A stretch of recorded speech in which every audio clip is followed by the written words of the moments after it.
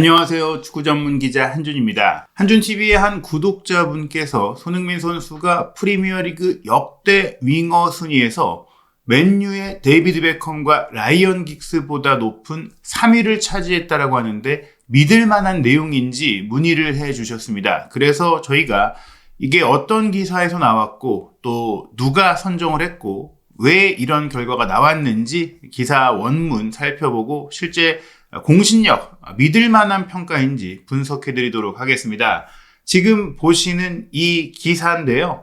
포포투, 바로 영국을 대표하는 축구 전문 월간지 한준TV에서도 한국판 기자들과 협업을 했던 적이 있었고 저도 사실 포포투가 한국판을 창간할 때 창간 멤버로 또 수석 에디터로도 활동을 했던 적이 있기 때문에 잘 아는 매체입니다. 공신력 보장되어 있는 매체인데요. 기사는 랭크드, 순위를 매기는 시리즈 기사예요. 프리미어리그 역사상 최고의 윙어 20명을 순위로 매긴 내용인데 여기서 손흥민 선수가 프리미어리그 역대 최고의 선수, 영국 축구 역대 최고의 선수로 꼽히는 데이비드 베컴보다 훨씬 높은 평가를 받았다는 결과가 나온 겁니다. 우선 이 기사는 최근에 나온 기사는 아닙니다. 2024년 8월 19일, 그러니까 올 시즌이 시작하던 시점에 나왔던 기사인데요.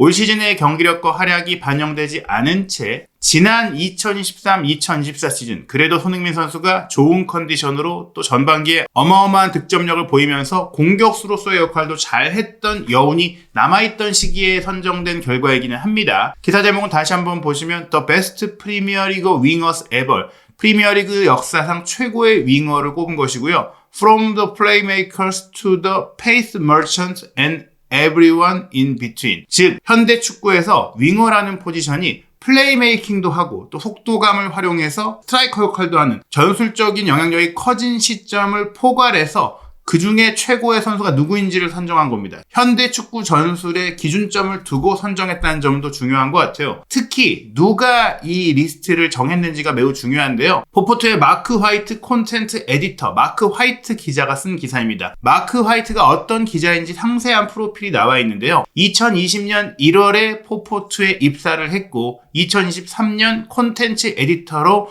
정규 채용되기 전까지는 스태프 작가, 일반 기사를 기고하는 형태로 근무를 했던 좀 계약직 위주였는데 이제는 확실하게 2023년부터는 정규직으로 일을 하고 있다, 이렇게 보시면 될 것 같아요. 과거와 현재를 막론하고 이 마크 화이트 기자의 전문 분야는 축구 유니폼, 관련 용품, 축구와 관련 지식의 백과사전이라고 할 수 있다. 용품 담당 기자로 유명하다고 하는데 그래도 이런 축구 용품에 해박한 지식을 가지고 있는 전문가가 되기까지는 많은 축구 경기를 봤을 것이고 축구에 대한 전문성도 있다고 할 수 있겠죠. 특히 포포투 기자들을 대표해서 FA컵과 카라바오컵 결승전을 직접 현장 취재했던 바가 있고 포포투에 기고한 기사들도 장비와 용품 관련 기사뿐만이 아니라 보비 롭슨 감독의 바르셀로나 부임 시절, 즉 영국 최고의 감독의 해외 생활에 대한 밀도 있는 취재 기사라든지 맨시티에서 활약했던 호비뉴의 커리어를 다룬 기사라든지 아스널 특집, 미켈 아르테타 감독과 마르틴 웨데고르를 표지에 실었던 당시 메인 기사를 쓰기도 했었기 때문에 포포투에서도 주목받고 있는, 포포투에서도 비중이 높은 기자라고 할 수 있습니다. 그 외에 본인이 인턴 시절부터 회사 생활을 어떻게 하는지까지 상세하게 나와있기 때문에 포포투 영국판의 메인 기자 중에 메인 기자다. 그러니까 그냥 뜨내기 기자, 인터넷 가십 기사를 쓰는 조회수를 위해 채용된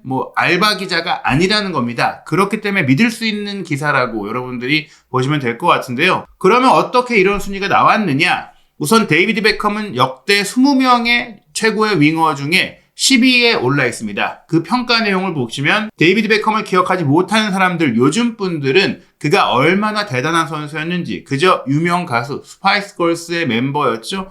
그분과 결혼한 유명하기만 한 축구 선수인지 잘생기기만 한 선수인지 궁금하실 수 있는데 정말 대단한 선수였다라는 전자의 평가가 맞습니다. 베컴이 팀을 떠난 이후 맨체스터 유나이티드가 3년 동안 우승하지 못했다는 사실만 보더라도 그의 영향력이 어느 정도인지 알 수 있습니다. 퍼거슨 감독 재임 기간 가장 큰 고비가 바로 베컴이 팀을 떠났을 때, 레알 마드리드로 갔을 때라는 거죠. 베컴은 프리미어리그 커리어의 대부분 동안 대적할 수 없는 언플레이어블, 알고도 막을 수 없는 선수였다라고 표현하는데요. 이 언플레이어블이라는 표현을 양발잡이 공격수인 손흥민 선수에게도 영국 현지 레전드 전문가들이 많이 쓰고 있죠. 윈블던을 상대로 넣었던 장거리 득점, 굉장히 유명한 골이죠. 그 골 이후 지구상 최고의 선수, 가장 유명한 선수로 이름이 알려졌다. 그 전까지는 경기에 나서지 못할 정도로 혜성 같은 등장이었다며 그의 데뷔 무대를 소개했고요. 세계 축구 무대에서 그와 같은 패서는 없었다. 정말 정밀한 패싱 능력과 킥 능력을 가지고 있고 영국을 대표하는 오른발이라는 평가받았죠. 그 이후에도 베컴 그 이후에도 이 정도의 패서는 많지 않았다. 만약 퍼거슨 감독과 경기장 밖에서의 문제, 불화가 없었다면, 개인적인 문제가 없었다면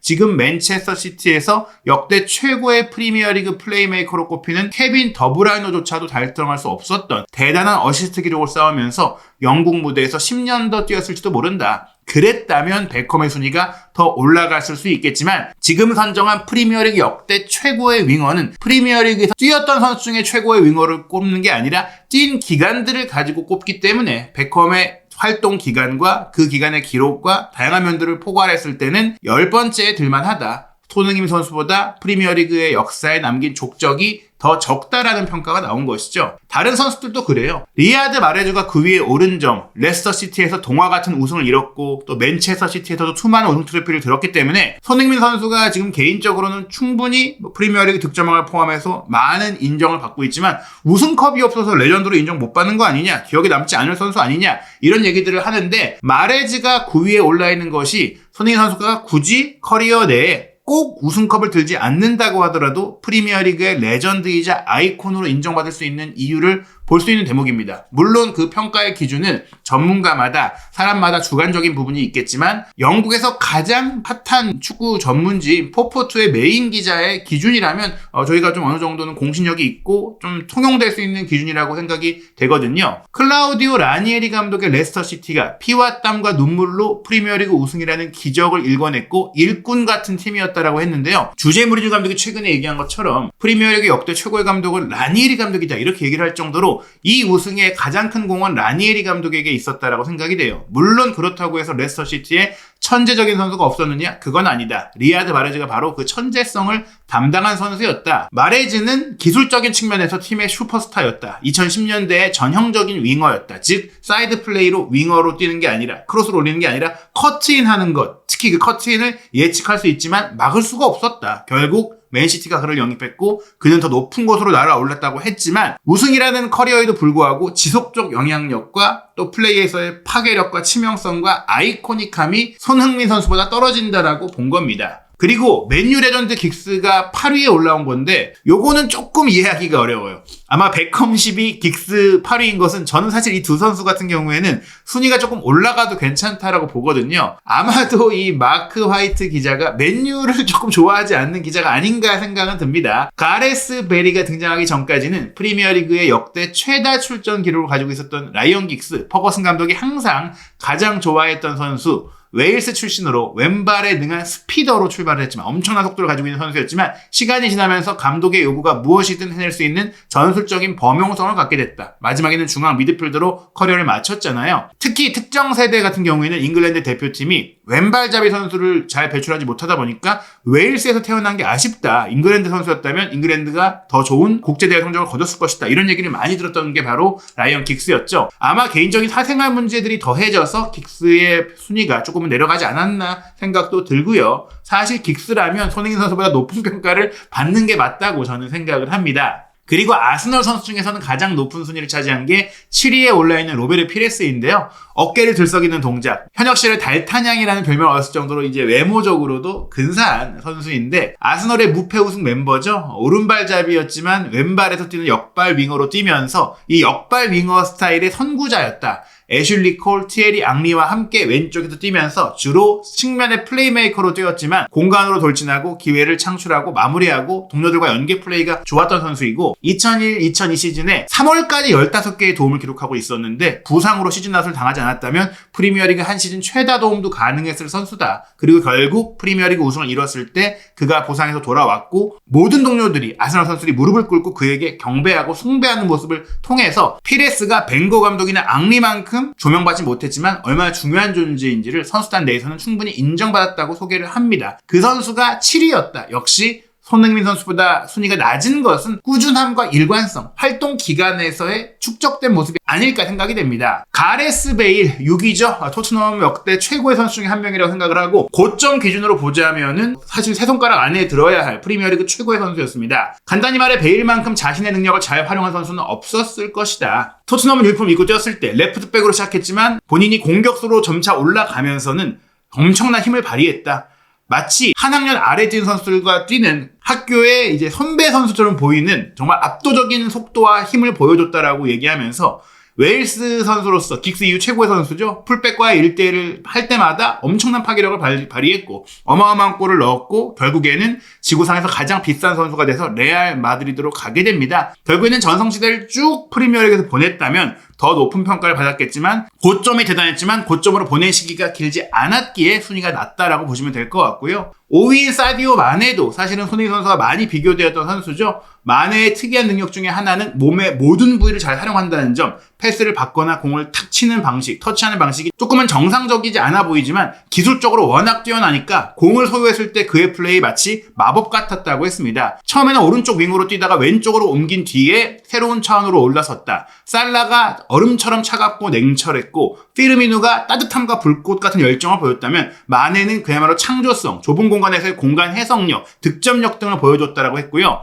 리버풀이 플레이메이커가 딱히 없이 전방 압박을 플레이메이커로 삼은 독창적인 독특한 전술 시스템을 발휘했는데 거기서 마네가 좋은 압박도 공격 전환 상태에서의 플레이를 아주 잘했기 때문에 지금도 가장 아쉬워할 선수, 떠난 것이 그리운 선수가 마네라는 얘기가 있을 정도라고 얘기가 나오는데 아무래도 이 살라에게 많은 초점이 맞춰지기도 했고 클롭 감독이라든지 다른 선수들에게도 비중이 컸기 때문에 팀 전체에서 독보적인 선수로 좀 자리 잡지 못했다는 점이 손흥민 선수보다는 낮은 5위는 높은 순위이긴 하지만 낮은 평가를 받은 것 같고요. 4위가 에덴 아자르인데 사실 에덴 아자르 역시 고점에서의 기술적인 면과 또 기록적인 면과 트로피 기록을 보면 프리미어리그 첼시에서 전성기를 보냈기 때문에 손흥민 선수보다 낮은 순위가 나온 것이 조금 의아한 선수 중에 한 명이긴 합니다. 손흥민 선수도 자신이 직접 뛰어보면서 정말 놀랐던 선수를 아자르로 꼽기도 했었거든요. 다만 에덴 아자르가 팀 내에서 최다 득점, 최다 도움을 기록하지 못했고 이걸 고르게 잘했다. 다만 순수한 즐거움의 측면, 프리미어리그 역사상 보는 재미, 드리블 기술이 최고의 선수니까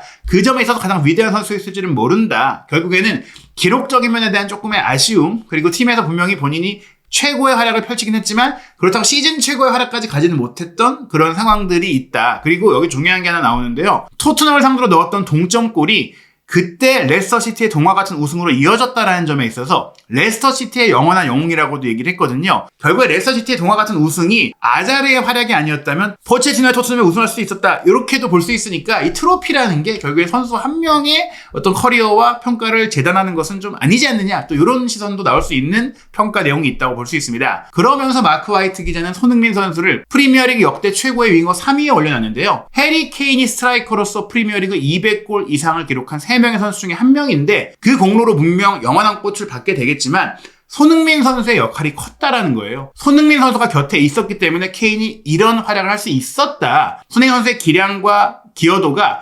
케인의 그 역할과 케인의 비중과 보폭을 맞추고 있다. 동급이다라고 얘기를 한 겁니다. 그 점을 강조하고 싶었던 거예요. 프리미어리그에서 변함없이 유쾌한 캐릭터, 긍정적인 에너지를 발산하는 프리미어리그의 홍보대사 역할까지 하고 있는 손흥민은 마치 모든 수비수들을 뚫는 것이 임무인 것처럼 윙어 포지션의 암살자와 같은 활약을 한다. 돌파 좋고 무엇보다 윙어인데 너무나 결정력이 좋다. 그래서 그는 잉글리시 풋볼, 영국 축구 역사상 최고의 스트라이커 중에 한 명이다. 그는 윙어이지만 결정력은 역대 최고라고 할 수 있다라고 평가한 겁니다. 게다가 손흥민 선수의 스토리가 토트넘의 평범한 스쿼드 플레이어로 시작을 했지만 점차 그 입지를 넓혀가고 발전하고 성장하면서 프리미어리그를 통해 자신의 역사를 만든 선수로서 결국 유럽 대항전, 챔피언스리그 결승전까지 가는 과정에는 오히려 케인보다 큰 영향력을 발휘한 슈퍼스타가 되었고 관중들을 매료하는 선수가 됐다. 그는 아시아 최고의 프리미어리그 수출품이다. 게다가 아시아 선수로서 이 정도의 독보적인 활약을 펼쳐 보인 것만으로도 역사에 남아야 한다. 그런 다양한 기여도, 상징성, 그리고 경기 외적인 부분을 포괄했을 때 프리미어리그 세 손가락 안에 드는 역사에 남아야 하는 선수라고 호평을 한 겁니다. 2위는 호날두예요. 합당한 평가죠. 크리스티아노 호날두는 아마도 역대 최고의 선수 중에 한 명. 리오넬 메시가 없었다면 분명히 역대급 선수의 반열에서 평가를 받았을 텐데요. 맨유에서 첫 번째 시기에 대한 평가입니다. 두 번째 시기는 사실 말년에 왔고 스트라이커로 뛰면서 여전히 득점력을 보여주긴 했지만 경기 영향력이 크진 않았었잖아요. 첫 번째 시기는 그야말로 윙어였다. 엄청난 드리블 돌파, 속도, 또 출력, 윙어의 역사를 다시 썼고 엄청난 득점력까지 보여줬고 특히 2007년에는 개인상 4관왕을 차지한 최초의 선수가 됐고 2008년에는 왼쪽 날개로 뛰면서 리그 31골을 기록하며 맨유를 프리미어리그 우승, 챔피언스리그 우승으로까지 이끌었다. 그 이후 호날두의 모든 행보는 역사였다라고 이야기를 하고 있습니다. 그 영향을 받은 선수가 또한 손흥민 선수이죠. 호날두 다음 손흥민 선수 본인도 자랑스러워할 만한 결과인 것 같고요. 1위는 지금도 엄청난 경기력을 보여주고 있고 지금도 그 역사를 새로 만들고 있는 살라입니다. 올 시즌 시작 당시에 매긴 평가였는데 올 시즌이 이제 하반기를 향해 가고 있잖아요.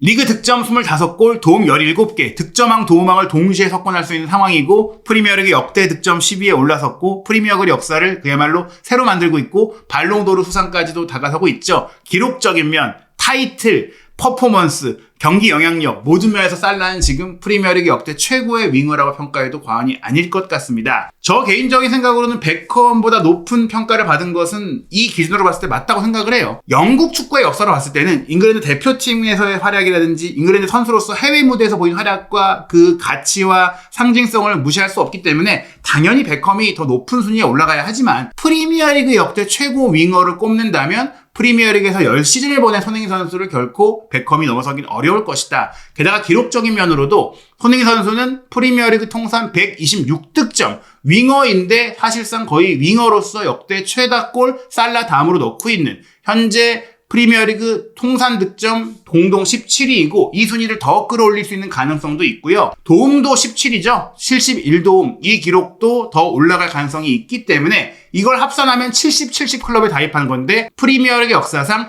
70 클럽을 달성한 11번째 선수고요. 100 클럽이 루니, 램파드, 긱스 3명뿐이고 90 클럽이 제라드 4위, 80 클럽이 살라, 베르캄프 이렇게 5위, 6위고 70 클럽이 앤디 콜부터 손흥민 선수까지 딱 5명입니다. 앞으로 그 기록이 올라갈 수 있기 때문에 손흥민 선수가 남긴 역사는 대단하고요. 무엇보다 손흥민 선수가 10시즌을 뛰었지만 지난 9시즌이 너무 꾸준했다. 9시즌 연속 20개 이상의 공격 포인트를 모든 공식 경기에서 기록을 했고 올 시즌에 만약 리그에서도 10골 10도움을 올린다면 리그 10 기록이 살라와 더불어 프리미어리그의 기념비적인 성과가 될 수가 있기 때문에 손흥민 선수의 덕목은 역시 프리미어리그에서 10년간 뛰면서 꾸준히 지속적으로 이렇게 활약을 해왔다라는 것, 프리미어리그의 한 시대를 책임진 선수였다라는 것, 그 점이 베컴이나 아자르나 베일이나 다른 최고급 선수들, 월드클래스 선수들을 넘어서는 평가를 받은 이유라고 할 수 있겠습니다. 단지 팔이 안으로 굽어서가 아니라 영국 현지에서 나온 평가이고 그 평가가 결코 과장되어 있거나 가짜뉴스가 아니라는 사실 저희가 상세하게 분석해드렸고요. 앞으로도 여러분들이 진위가 궁금하고 신빙성이 궁금한 내용들이 있다면 한준TV 댓글이나 또 이메일을 통해 문의 주시면 분석해서 소개해드리도록 하겠습니다. 한준TV 구독, 좋아요, 알림 설정으로 한국 축구, 해외 축구 그리고 한국인 유럽파 선수들 다양한 이야기 빠르게 확인하시기 바랍니다.